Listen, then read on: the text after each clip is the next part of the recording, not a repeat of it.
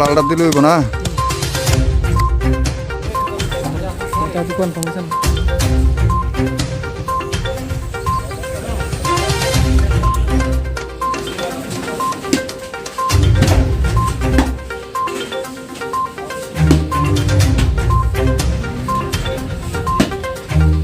সাইডটা তো side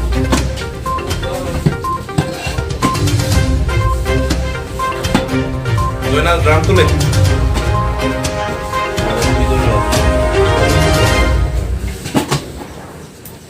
common না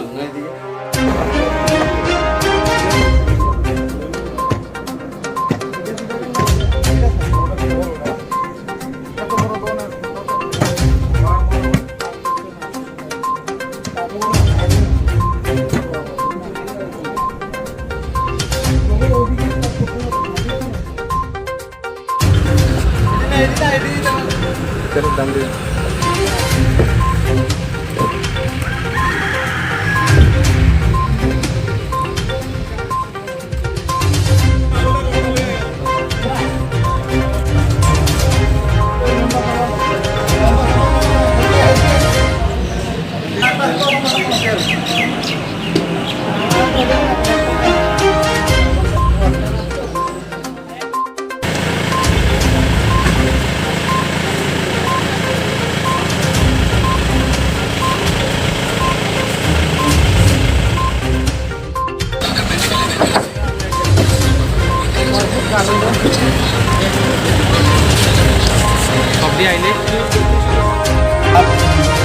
যেটা আমরা ফরেস্টারকে হ্যান্ড ওভার করেছি।